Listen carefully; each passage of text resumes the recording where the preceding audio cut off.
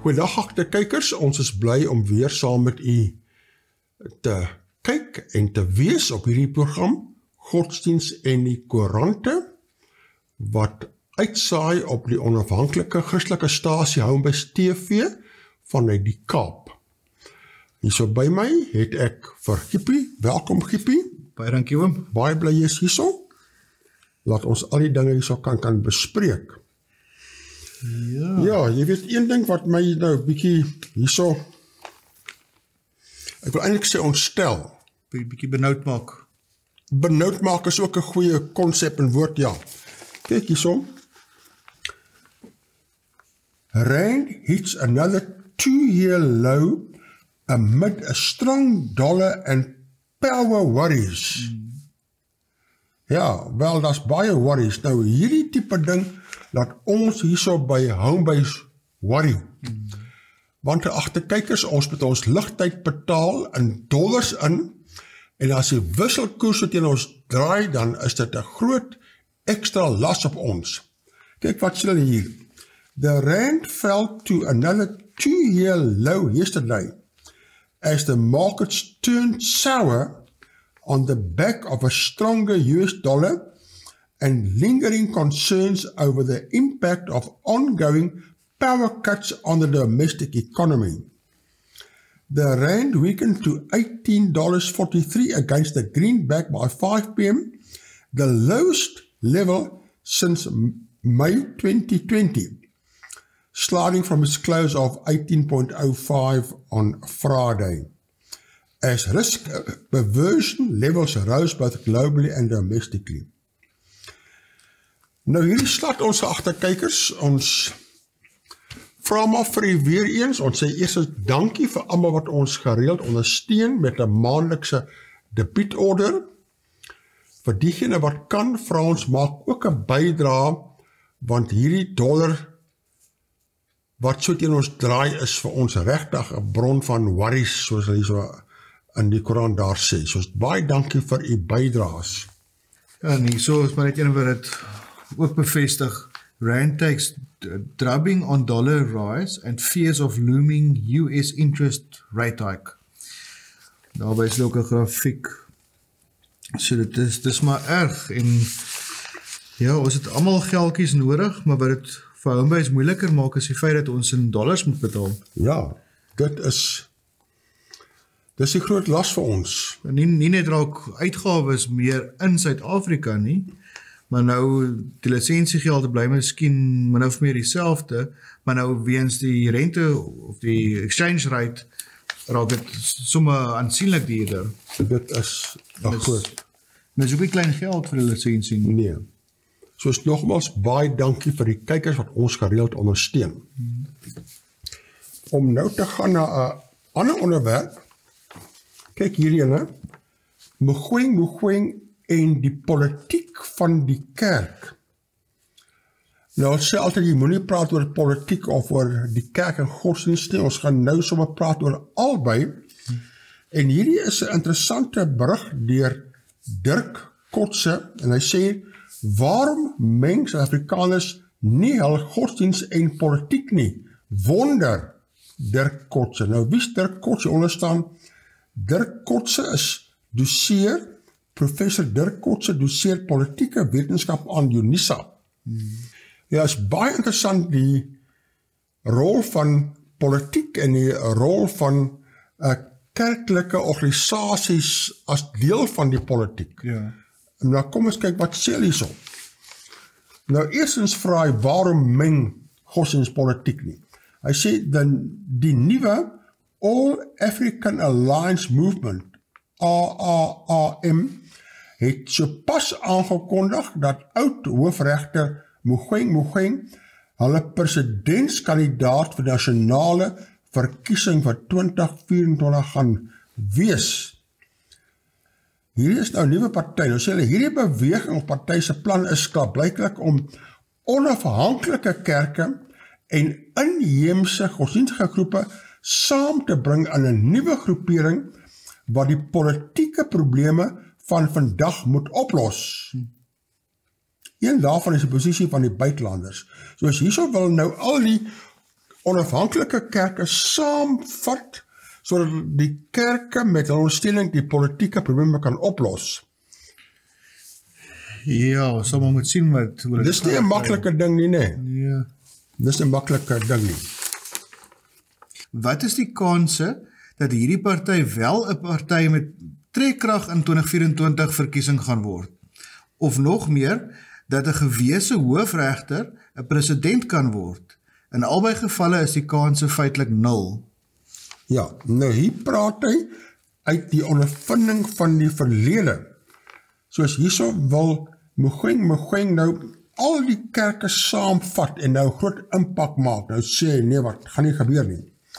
Om dit te kan verduidelik, sal dit nodig wees om eerstens te kyk wat die prestasie is van partye met 'n spesifiek godsdienstige of kerklike fokus. Die huidige openbare sentiment teenoor partye in algemeen is ook relevant vir so 'n verduideliking.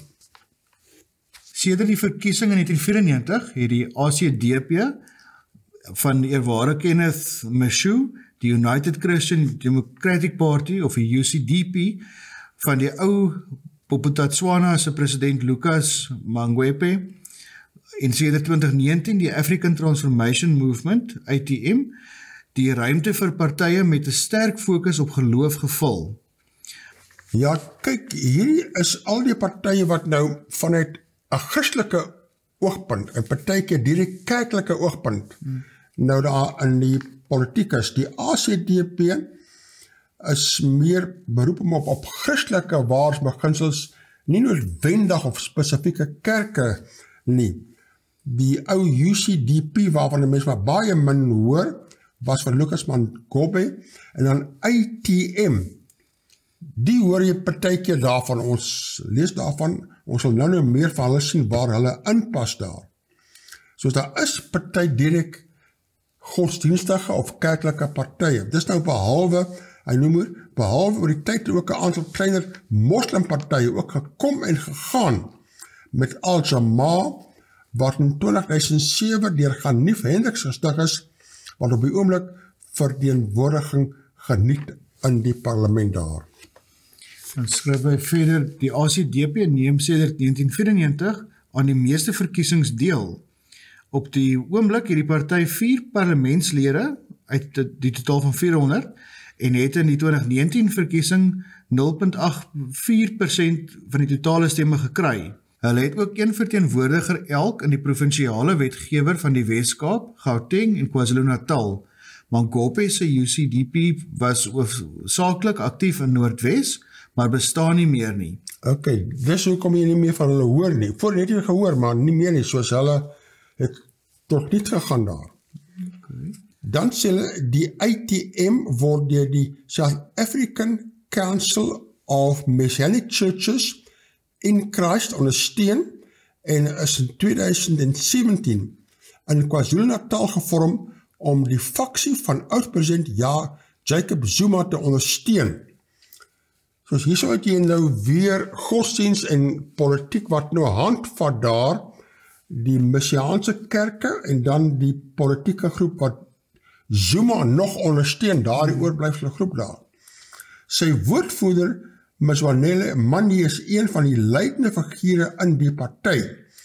In 2019 het hulle 2 setels, 0,04 van die stemme in die nasionale vergadering gekry, en 1 setel elk in die provinsiale wetgewers in Oos-Kaap en KwaZulu-Natal. Soos hierdie ATM, hulle is nou Messiaanse kerke en Zuma ondersteuners wat hulle saamvat en daar hulle ding probeer doen. Al-Jamaa het aan die laaste 3 nasionale en provinsiale verkiesings deelgeneem. Hul steun het gewissel tussen 0,145 en 0,18%. In die Wes-Kaap doen hulle die beste met 0,86% steun en 1 verteenwoordiger in die provinsiale wetgewer. Op plaaslike vlak is hulle deel van die ANC se koalisie in Johannesburg. Dit beteken dat die partye wat hulself in religieuse terme definieer, nog nie daarin kon slaag om meer as 1% steun in enige van die meer onlangse verkiesings te kry nie. Soos hulle kry nie baie aftrek, hulle sê 80% van ons is glo Christene, of gelowiges of wat, maar soos hulle gaan nie net vir 'n politieke party nie, hulle versprei dit, soos, jy moet nie dink omdat jy nou gaan en sê, ja maar, ek vereenwoordig hierdie kerk, of wat ook al, gaan jy ver kom in die politiek nie. Die afleiding is dus dat in spite van die feit, dat die oorgrote meerderheid van Suid-Afrikaners, hulself as gelowig beskryf, die meeste kiesers nie hul geloof deel van die verkiesingspolitiek wil maak nie. Hou dit redelik apart. Wat baie belangrik is dat godsdiens nie in Suid-Afrika verpolitiseer word nie. En dit is 'n goeie ding, dat jy dit nie so meng nie. Die probleme in lande soos Nigerië of die twee Sudans, waar godsdiens 'n belangrike faktor is, of die verdelingslyne in Libanon, of selfs die verdelings tussen katholieke en protestante sentimente in die Amerikaanse politiek, is gelukkig nie in Suid-Afrika teenwoordig nie. Suid-Afrikaanse politieke partye behaal ook nie sukses as hulle net 'n enkele nis probeer beset nie, soos die Europese groen partye of feministiese, pro-kapitalistiese of links-sosialistiese partye, soos die Socialist Revolutionary Workers Party, dis nou in ons land, wat nou eng socialisties is, jy kom nie ver nie, jy kan nie net in Europa, as die Groenes 'n redelike sterk party in Duitsland ensovoort, maar hierso is daar ook sulke groen partye, maar hulle kom nie eens in die enige plek, hulle kry geen verteenwoordiging nie, né? Die formule vir 'n verkiesingssukses is gewoonlik 'n kombinasie van belange, wat die grootste hoeveelheid mense aanspreek. Mugeng se AAAM sal duidelik nie hierdie resep volg nie. Soos hy sien nie veel lig in Mugeng se toekoms hierdie, want dit is te nou afgebaag. Ons sal moet kyk wat gebeur. Ja. Maar ek dink hy het 'n geldige punt beet. Deesdae wil politici veral tydens verkiesings by kerkgeleenthede gesien word. Hulle waardeer dit veral as 'n seëning oor hulle uitgespreek word. Dit is 'n morele legitimering wat vir baie stemme kan tel. Terselfdertyd is dit opvallend dat die twee Zion Christian Churches nie hulle self met enige politieke party wil assosieer nie. Dis nogals interessant. Ja, soos hulle bly maar apart, dis eintlik tot hulle redding, want as jy jou met een politieke party assosieer as 'n klomp lidmate wat nou teen jou draai, Ja. soos 'n mens moet maar nie standpunt inneem as 'n kerk nie. Maar die politici, ons al gelees 'n klomp kere, hierso, hulle wil by hierdie kerk wees en daar moet hulle ingeseën word en hier moet hulle afgeneem word en sovoorts. So hulle soek, ek wil amper sê hulle soek skoor by die kerke, dit seker ook, maar hulle soek wit voetjie by die kerke om in te kom en nou daarso 'n bietjie ondersteuning te kry, né? Dan sê hulle, die infrastruktuur wat kerke bied met gemeentes in baie dele van die land moet vir politieke partye baie aantreklik wees. Ja, geboue, fasiliteite, promosie, mediaverklarings, né? Karismatiese kerkgroepe en onafhanklike Afrika kerke het beide logistieke infrastruktuur en die finansies wat vir politieke partye van groot waarde kan wees. Daaroor vry hulle so na al die kerke en plekke, né? Veral met verkiesingstye. Hoe sê die Bybel? For the love of money is the root of all evil. Ja, nee, en dan gee hulle geskenke en gebetaalde tiendes aan sekere kerke, want hulle wil daarmee hulle omkoop. Tot dusver het die ervaring gewys dat dit nie in die praktyk realiseer nie, dat die kerke gaan nie so val om net politieke partye te ondersteun nie. Meningspeilings gedurende die afgelope 10 jaar wys op 'n dalende tendens van openbare vertroue in politieke partye en politici. Dit word ook gesien in die dalende tenders van kiesers wat nie registreer nie en selfs geregistreerde kiesers wat nie stem nie. Politieke partye in die algemeen is op die oomblik nie 'n aantreklike opsie nie. Daarom het Musi Maimane aanvanklik 'n beweging, die One South Africa Movement, gevorm. Die aandrang op individuele kandidate vir nasionale en provinsiale verkiesings gaan 'n nuwe alternatiewe persone soos Mogeng skep. Ja, kyk, dit is nou interessant. Voorheen kon jy net staan as jy deel van 'n geregistreerde party was. Jy kan as 'n onafhanklike individu gaan staan en dan ook kyk wat se steun jy kan kry. Nou hierdie Mogeng, hy staan ook, maar hy staan eintlik met die nuwe party wat hy sommer dadelik geskep het, IAIM. En soos hierdie Dirk Kotse sê, hy weet nie of hulle baie ver gaan kom nie. Dan eindig hy af hierop. Ironies genoeg is die voorbeelde waar godsdienstige waardes die sterkste in die politiek voorkom in Europa en die VSA. Christen-demokratiese partye in Duitsland, Nederland en Italië is deel van die hoofstroombeweging. Die Republikeine in die VSA is ook deel hiervan waar abortus en inentings politieke, religieuse kwessies geword het. Dieselfde in Suid-Afrika gebeur, maar dit het nie deel van die politieke kern geword nie. Soos hierso is jou politieke opset nog redelik geskei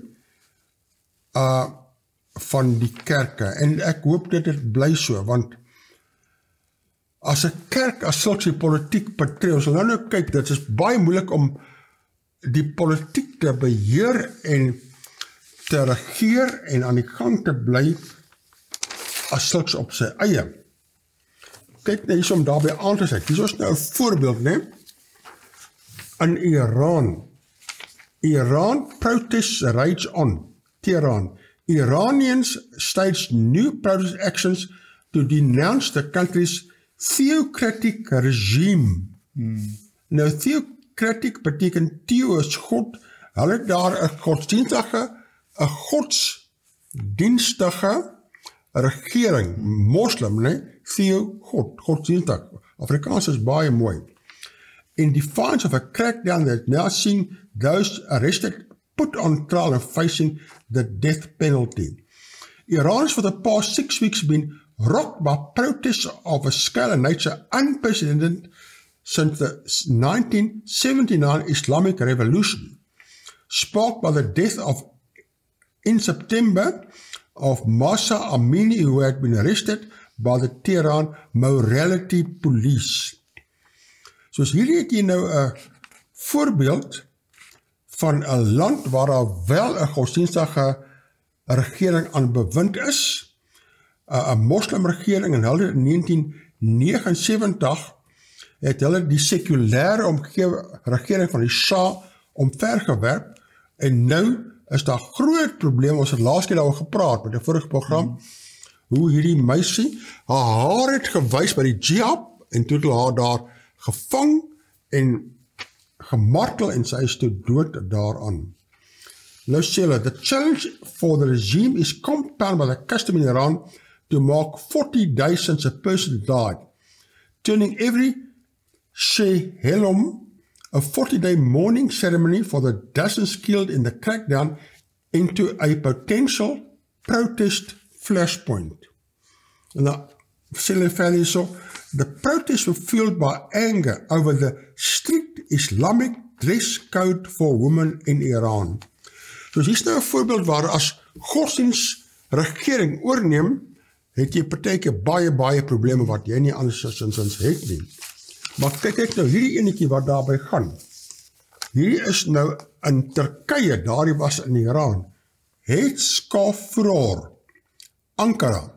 Turkish President Tayyip Erdogan said yesterday his AK party could put a constitutional amendment protecting women's right to wear headscarves to a referendum if it was not passed by parliament.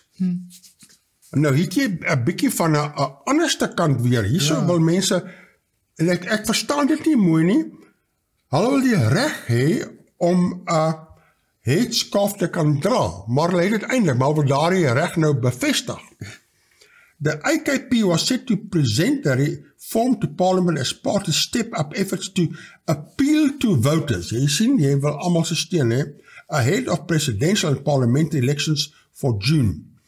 The issue was once a source of discord, but stirred controversy after reforms by the AKP. After reforms. However, the secularist CHP revived the issue last month. Nou, dis nou die sekulêre party wat dit nou weer aanhangig maak. With a proposal to enshrine the right to wear headscarves as it reached out to devout Turks. Nou wil hy die steun kry van godsdienstige Turke, maar dit is 'n sekulêre party en nou wil hy in die wet bevestig hulle mag hierdie headscarves, hierdie hoedbedekkings dra. En dit maak eintlik nie... Dit klink 'n bietjie teenstrydig, nee? Ja, ek het 'n paar keer gegee en ek gedink ek verstaan dit dalk verkeerd, maar dit maak eintlik sin dat hulle so iets sal wil doen nie. Ja, hulle is miskien bang dat die hoofbedekkings word verbied in Teheran daar. Dalk is dit nou 'n aanleiding op wat daar gebeur het. Maar daar gebeur hier nog gestelde. Hulle wil nie die koptwisels dra nie.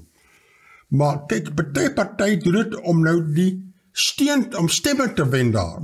So dit raak baie kompleks daar. Oi. En hierso het ek wat is sy naam? Dashiro Yamagiwa. Hy behoort na die Moonies groep. Ja. Hulle skryf hulle minister to quote over church ties. Hulle sê Japan's economic revitalization minister Dashiro Yamagiwa has decided to resign following a series of revelations about his connections with the contentious Unification Church, Koerante News reported yesterday, citing a government source. Last week, Kishida ordered a government investigation into the church group, which has been in the spotlight because of the man accused of killing former Prime Minister Shinzo Abe in July was reportedly motivated by resentment against it. The church, officially known as the Family Federation for World Peace and Unification, has denied any wrongdoing, but a parade of former members has gone public with criticism of its practices. Members of the church are sometimes referred to as Moonies, after its Korean founder, Sun Myung-moon, who died in 2012. The minister has been under fire for failing to explain his dubious links to the religious group, as he had been vague about the issue, but acknowledged the ties when evidence was presented to him. So, hy het maar probeer om het sidestep, sover hy kon, tot hy nou maar moes bedank. Ja, soos daar is nou 'n voorbeeld van 'n redelike senior politicus, waar sy verbintenisse tot 'n kerk, tot sy ondergang gelei, maar dit was 'n hoogs verdagte kerk en die persoon wat die eerste minister van Japan daar vermoor het aan daardie kerk behoort. Ja. So as 'n mens moet kyk dat jy aan 'n regte kerk behoort en nie aan 'n verkeerde kerk behoort wat verkeerde dinge doen nie. Soos daar was dit onaanvaarbaar dat hy betrokke was by daardie kerk as sulks. Hier is nou nog interessante ene, plaaslike, né?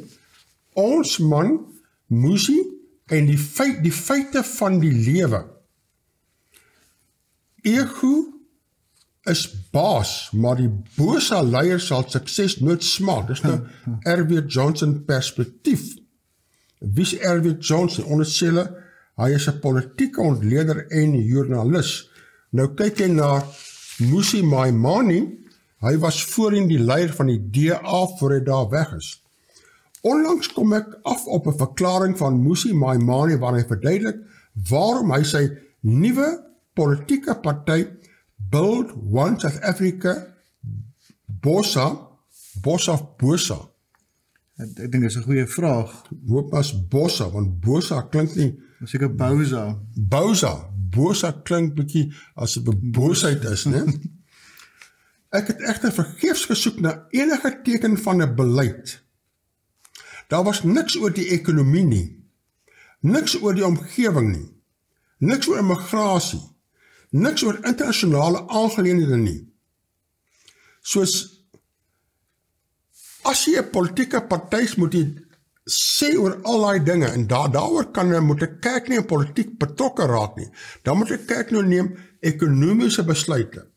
besluite oor immigrasie, besluite oor omgewing, besluite oor baie dinge wat eintlik buite 'n kerk se gebied is. Nou sê hy so, belaglik genoeg skat hy, dit is nou Musi, dat hy boos as ondersteuners op 5.5 miljoen kiesers. Dis 50% meer as wat die DA in 2019 gekry het. Soos hy voel nee, hierdie Musi wat nou wil onafhanklik gaan op sy eie, hy sê, totaal verkeerd deur te dink, hy gaan 5,5 miljoen kiesers kry. Dan sê, natuurlijk was Maimani, en dit is dalk steeds, 'n prediker in 'n obskure kerk. Jy kan wegkom met allerhande sinlose twak as jy dit deel van die kansel verklaar, ineengevleg met onnadenkende verwysing na die Almagtige. Nou wat hy daar sê is, jy kry al hierdie valse profete, wat 'n klomp nonsens praat van op die kansel, en omdat hulle self op God beroep, glo almal, ons al gehad al, hulle maak die mense petrol drink en slange eet, en al daardie mal dinge daar. Onthou nog hy met die doom. Met die doemspuit, ja, soos pas op.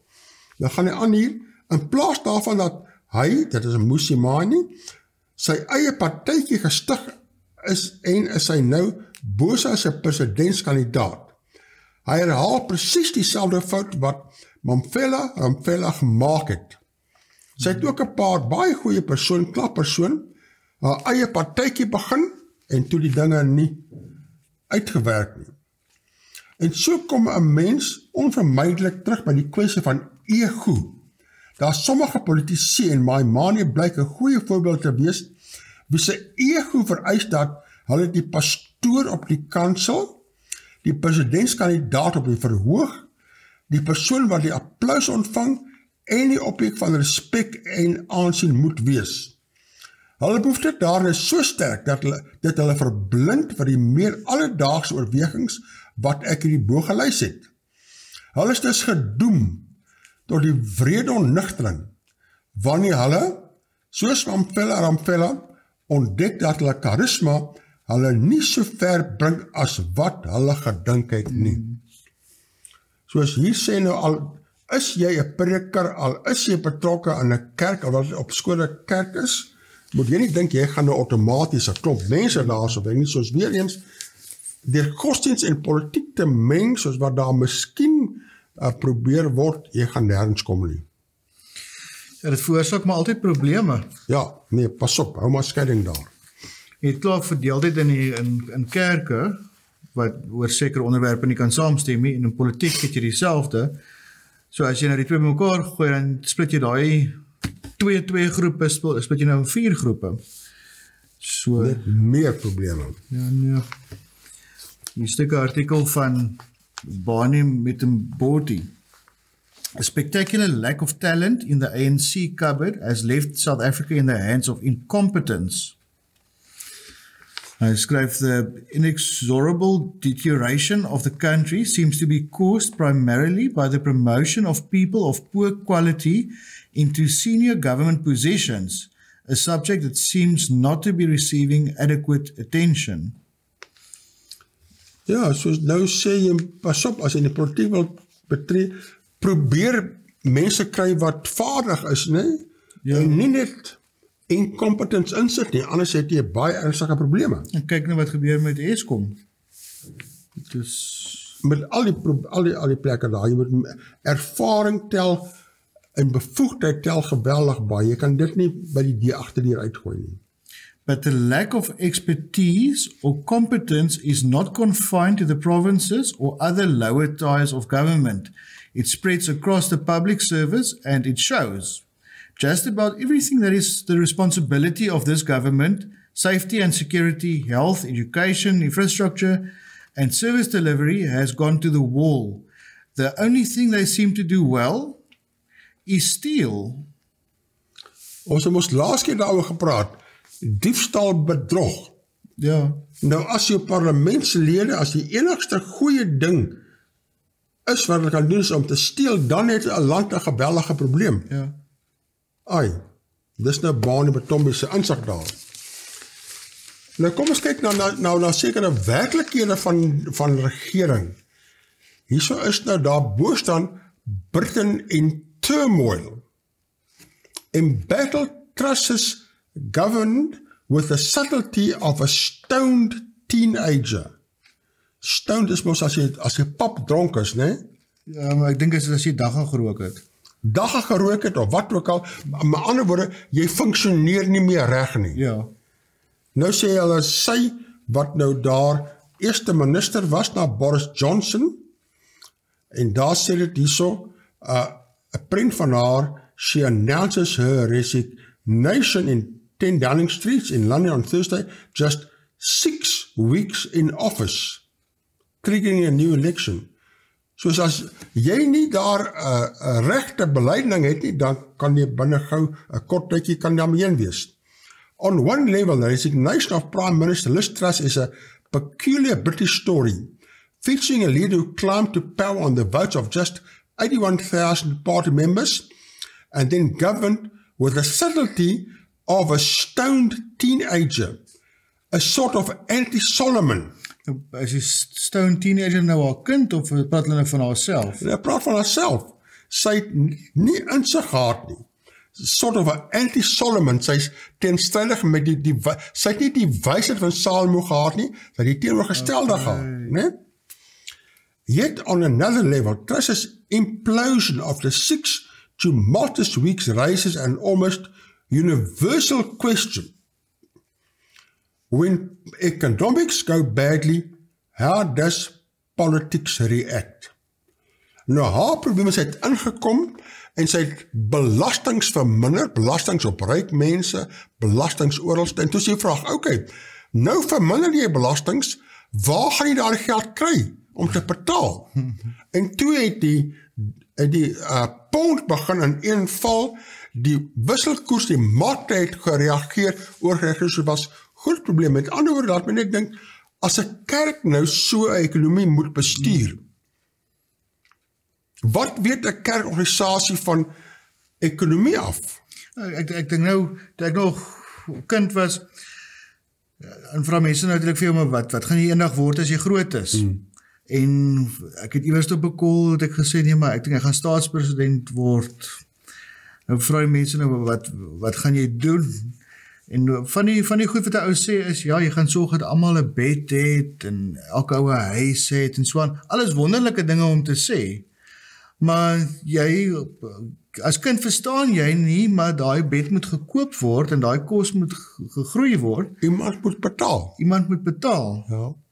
So dit is pragtig om belasting, actually, omgee as ons belastings, dalk moet ons 'n kerk in verband kry, dalk moet ons Homebase party begin, dan kry ons vir SARS die prentjie, en dan gaan ons nou baie beter geld maak.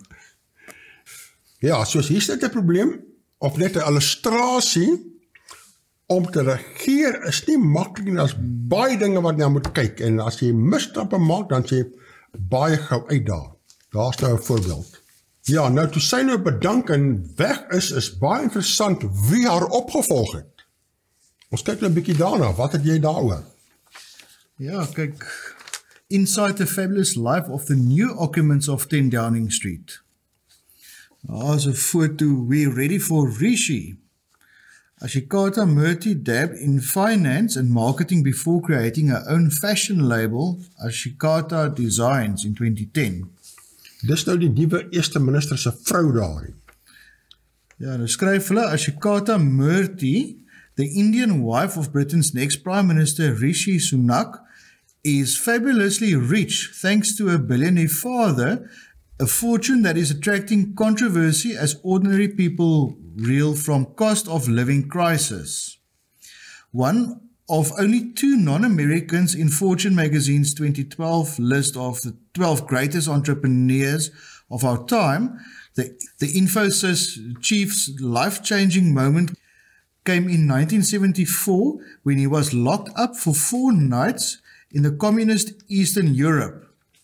That cured me from being a confused leftist to a determined, compassionate capitalist, he said afterwards. Dis nou 'n goeie ding daar. Partykeer is jong mense so vol liberale idees wat nie werklik is nie. Daar sy nou genees en toe sy nou 'n determined, compassionate capitalist. En baie keer swaai die pendulum nou heeltemal na die ander kant toe, maar dit lyk of hy redelik gebalanseerd uitgekom het. Ja. Sunak's mother-in-law, Sudha, was Tata Motors' first female engineer after famously complaining via a postcard to the chairperson about the firm's stipulation that lady candidates needs not apply. So daar was 'n verbod nou 'n uitdaging vir haar.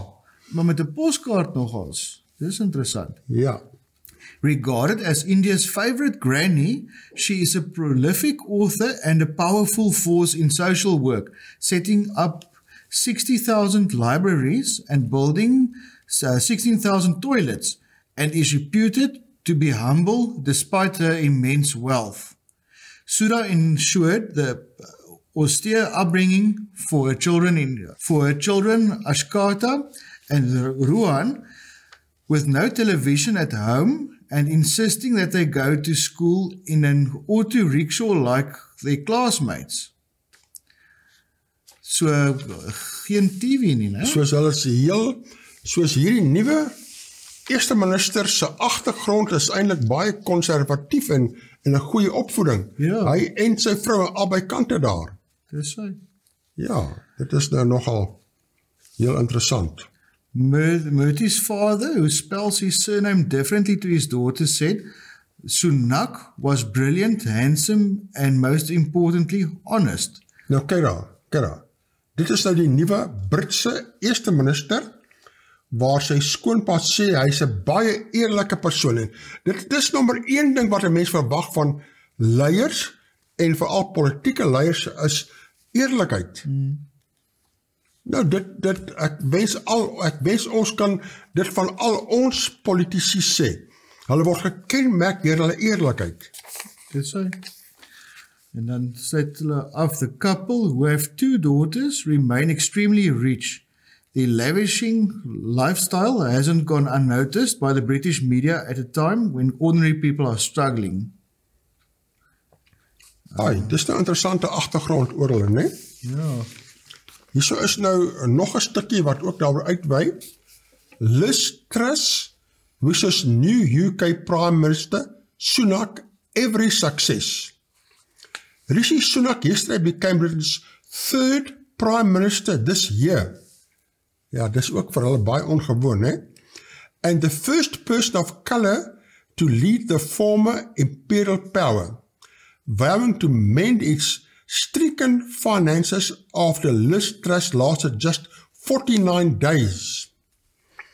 Dan sê hulle verder af, Sunak, 'n Hindu, dis nou baie interessant, die eerste keer laat 'n Hindu eerste minister van Engeland word, dit is eintlik baie ongewoon, is the first British Indian Prime Minister, and at 42, the youngest leader in more than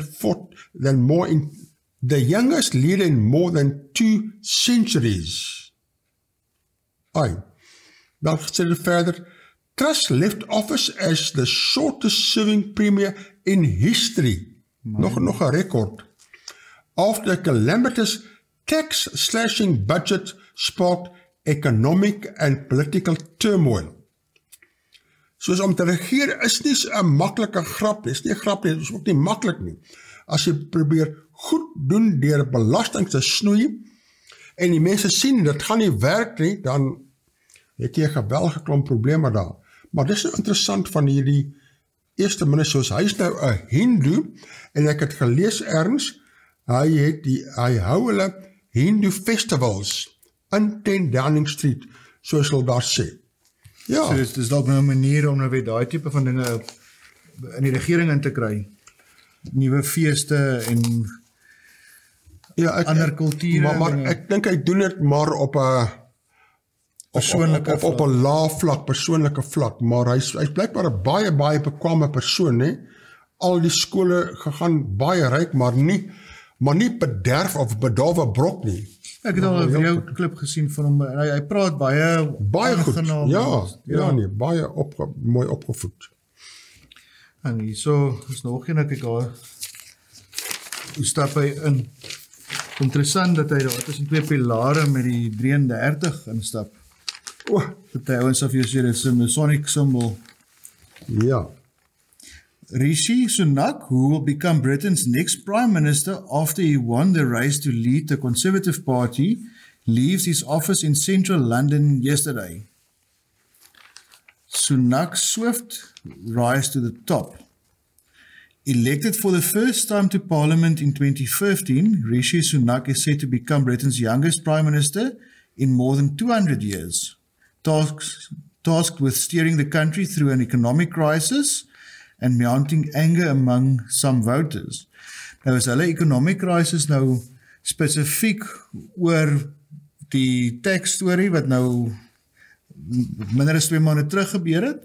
Dit is 'n bietjie aanlopend, maar hierdie was nou skielik 'n groot omwenteling. Die finale spyker. Ja, nee, was die markte het op en af beweeg en die Bank van Engeland moes inspring en geld terugkoop en inpomp en al die tipe dinge. Soos jy kan nie net gaan maak wat jy wil nie, jy kan nie net gaan goeie dinge doen, dit is baie kompleks om 'n land te regeer daar. When declaring his candidacy, Sunak, 42, said he had a track record that showed he could fix our economy, unite our party, and deliver for our country. There will be integrity, professionalism, and accountability at every level of the government I led, and I will work day in and day out to get the job done, he said in veiled criticism of Johnson, forced out over a scandal-ridden premiership. Ja, maar kyk wat sê, dit is nou veelzeggend. There will be integrity, professionalism, and accountability at every level. Dit is wat hy op aandring. Is dit nie fantasties nie? Ek wens in ons land in die regering so sê, integriteit, professionalisme en verantwoordbaarheid op elke vlak is wat ons verstaan. Maar ongelukkig gebeur dit glad nie. Ja, ek weet nie so mooi van daai in Suid-Afrika nie. Nee. Born in Southampton in 1980 to Hindu parents of Punjabi Indian descent, Sunak repeatedly during the last leadership campaign spoke of helping his mum, who ran a pharmacy with the books doing payroll and accounts. He had privileged education, he went to an elite fee-paying school, and is the latest Prime Minister to have studied politics, philosophy and economics at Oxford University, following David Cameron and his predecessor Truss. Ja, baie interessant. Ek wonder partykeer die mense wat klaar so baie geld het, hoekom hulle nou in die politiek wil betree. Dit is natuurlik 'n uitdaging. En dit is interessant en jy voel jy bereik iets, maar jy sien skaars jou familie of mense is baie werk. Maar met daardie uitgangspunte hoop ek hy doen baie goed daar. Ek dink dis ook hoekom baie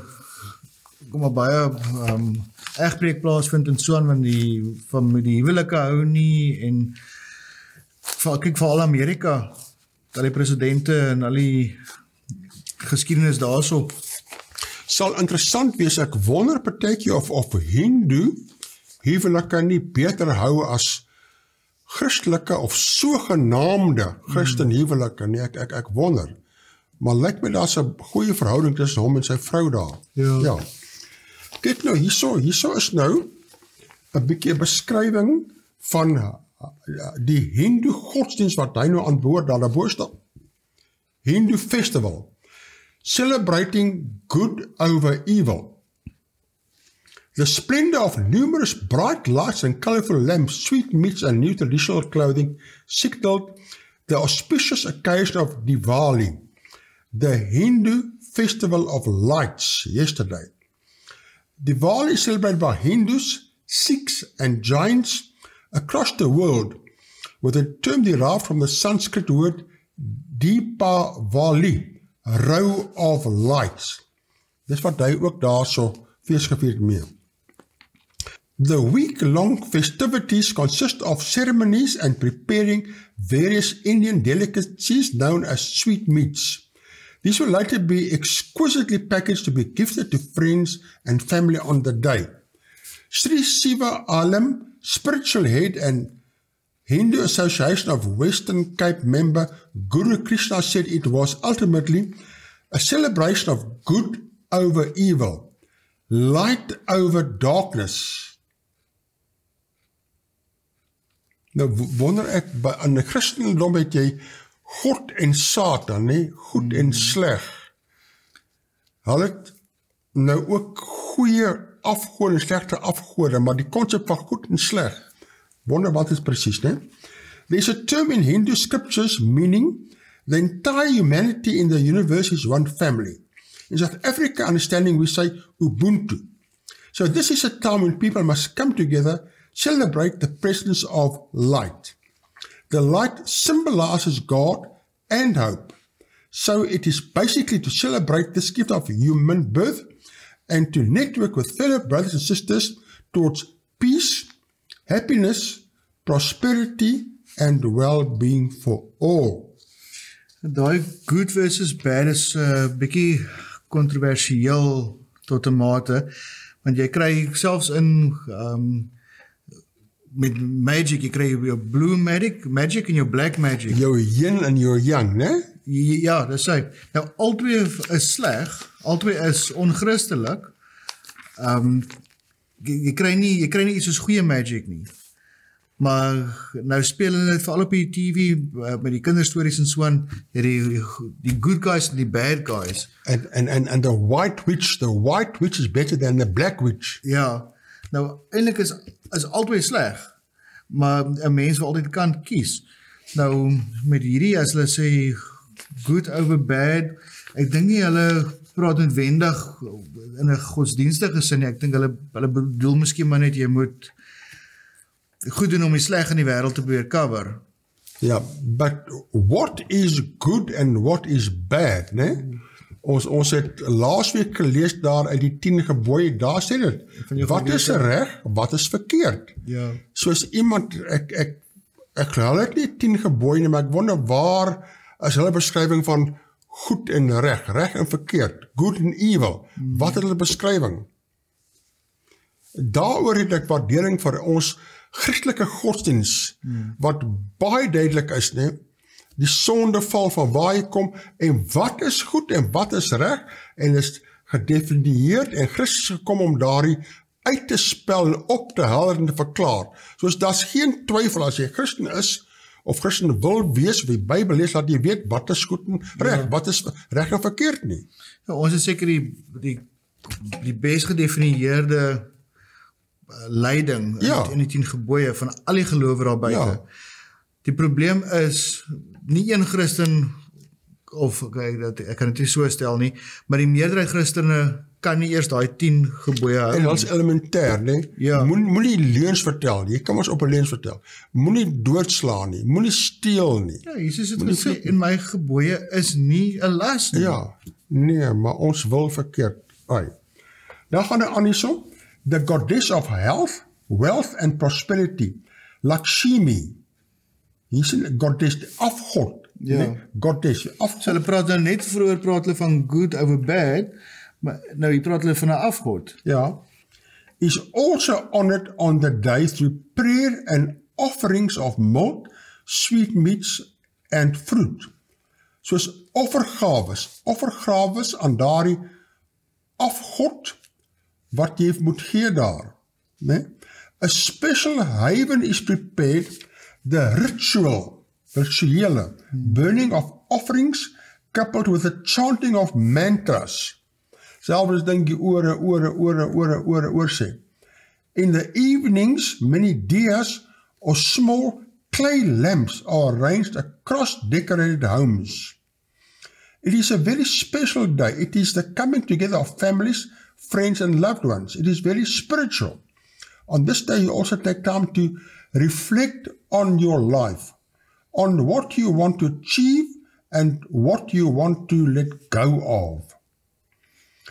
Ja, kan 'n goeie herdenking wees en laat jy jou lewe weer heroriëntering neem.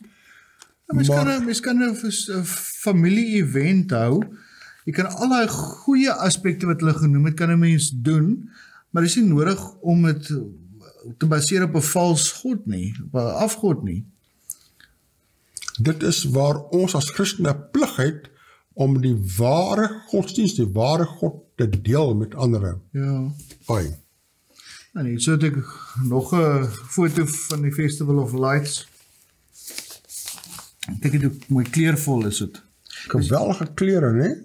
Dis een ding van Indië, hulle het verskriklik baie kleure daar. Ek het nou al gesien op, ek weet nie of oom die reeks voetspore kyk, wat hulle so toer deur die land nie, of deur verskillende lande, en hulle was nou so 'n paar jaar terug in Indië, en oral waar hulle gekom het, dit is net kleurvol, eintlik baie mooi. Ja, kyk daar die kleure drag en daar agter die muur, mat ensovoorts, né? Dit is soos jy sê baie kleurvol. En ek is baie lief vir curry, so ek moet dalk eendag so intoe gaan. En kyk al die liggies, sien daaronder al die liggies, al die kersies daar, wat so brand, reg rondom. Kerse speel 'n groot rol hier. Dan skryf hulle hierso, Tujlin Ramdin poses for a portrait in traditional dress on Friday as a pre-celebration to the festival of Diwali in Montgomery Park, Johannesburg. So dis in Suid-Afrika. Ja. The 5-day Hindu festival celebrating the victory of good over evil and light over darkness brings family together in homes decorated with lights, candles and lamps to share a meal, sweets and prayer. So dit is oor 5 dae, en dis nie net dat 'n een dag gebeurtenis is, 'n 5 dag gebeurtenis, amper 'n week lank. My wêreld.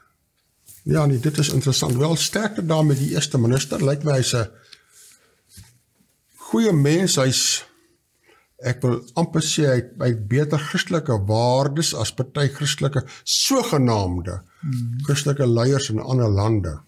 En dan moet nie uitwy daaroor nie. Ja. Hier is nou 'n interessante prentjie, Sacred Smoke. Ek is altyd besorg as ek sien holy water en sacred this en al daai tipe dinge, né? A man lights a cigar at the altar mayor, a place of prayer where people bring candles and flowers for the saints during the annual religious festival honoring the goddess Maria Leonza in Quebaya, Venezuela. Dis nou weer 'n katholieke land, en in baie van lande meng hulle die katholieke godsdienst, die Christelike godsdienst met die inheemse godsdienst daar. Altyd vir saints, vir die dooies, is eintlik aanbidding van die dooies wat verkeerd is. Jy moenie so maak die saints wat nie meer daar is nie, aanbidding nie. Soos in die Christelike, in sommige Christelike kerke is ook maar baie dinge wat verkeerd is daar. En dis maar hoe valse leringe by die katholieke kerk ingekom het deur die jare. Van die begin af, en hulle probeer om die heidene te lok. En te akkommodeer. Ja, en dit is hoe sekere dinge verander het, en sekere dinge ingekom het. En as jy akkommodeer, dan kom daar baie van die verkeerde dinge in die... Nou, hoe gaan die spreekwoord? As jy wil akkommodeer, dan moet jy ook kompromiseer. So, mens moet maar versigtig wees om nie jou waardes op te gee, om ander mense te akkommodeer, om snaakse dinge toe te laat nie. Ja, en natuurlik ons wys nou half so vinger na ander godsdienste, so half en half. Nee, die vinger wys maar na ons almal toe. Dis die punt, as jy kyk na ons Christelike geloof, met destyds, Konstantyn en al daar is hoe ons as Christene toegelaat het dat in die Christelike godsdienst verskillende gebruike inkom, wat nie Bybels gefundeerd is nie. Ons moet nie Bybelse of onbybelse gebruike toelaat in ons godsdienst nie. Die Bybel is baie duidelik, baie volledig, baie goed. Dis nie nodig nie. En dis hoekom ek opgewonde is oor die Kairos netwerk, want hulle het dit raak gesien en hulle is besig om op die regte pad weer te kom. Terug te keer om meer Bybels getrou te wees en al die onbybelse dinge en eintlik onchrustelike dinge en eintlik dwaalleer en totaal verkeerde dinge teer te werk. Sê nee, ons gaan nie meer saam nie. Laat ons terugkeer. Ek wens almal wil aanhoudend bestudeer om terug te keer na wat die Bybel eintlik werklik sê daar. Dis baie belangrik. Dan doen nog hier so een deeltjie van Diwali, kyk daai foto. Diwali is kerse, né? Ja nee, moet hier van die lights. Diwali is public holiday. Diwali will be a public school holiday in New York City starting next year. So in New York gaan dit 'n vakansiedag maak. Ja. Mayor Eric Adams said this week, the Festival of Lights falls on October 24. It's celebrated by more than 1 billion people around the world and signifies victory of light over darkness and good over evil. The time has come to recognize over 200,000 New Yorkers of the Hindu, Buddhist, Sikh and Jain faiths who celebrate Diwali, said New York State Assembly member Jennifer Rajkumar, who introduced legislation to recognize Diwali. Ja, dis nou interessant. Eerstens, kyk, ons het nou net gelees, Diwali is eintlik 'n week. Ja. Maar daar's nou 'n dag, lyk my dat daar's 'n hoofdag en dan ander dae ook met daardie 5 dae. Ja, hier is nou baie interessant, want in New York is daar geweldig baie Jode ook. Nou wonder ek of hulle vir die Jode ook van hulle feesdae, jy weet, Day of Atonement en daai tipe dae ook gaan afgee. Hier's 200,000 sê hulle mense wat hierdie godsdiens Hindu volg, Hindu, Boeddhist, Sikh en so voort. Ek dink hulle gaan seker weerstand kry as hulle daai hele 5 dae wil afvat. Ja, ek twyfel. So dis miskien hoekom hulle net een dag wil afvat. Nou wonder ek ook aan die heiligheid van die dag of die tydperk. In die Bybel praat hulle, God het die Sabbatdag geheilig as 'n heilige dag. Nou wonder ek of van hierdie vakansiedae of hulle godsdiens dit ook as heilig verklaar is en wie dit heilig verklaar en hoekom en wat en hoe moet jy dit hou as 'n vakansiedag, as 'n heilige dag of wat of hoe? Wat beteken dit om 'n dag heilig te hou? Dis die vraag. Ja. En wat beteken die onderhouding daarvan alles? En daar kan mens gaan kyk, Jesaja 58 vers 13 en 14 sê baie mooi hoe die Sabbat geheilig moet word. En ook natuurlik as jy gaan kyk na die Sabbatgebod, Eksodus 20 vers 8 tot 11. Dit gaan oor, jy moenie fisiese werk doen nie, jy moenie jou eie gang gaan nie. Dit is 'n dag om met vriende en familie te spandeer en met God. So, en hoekom moet jy dit hou?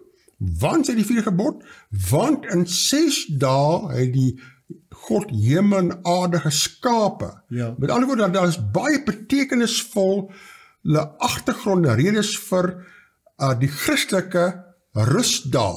Ja. Jy weet, nou wonder ek die agtergrond presies vir hierdie Hindu rustdae.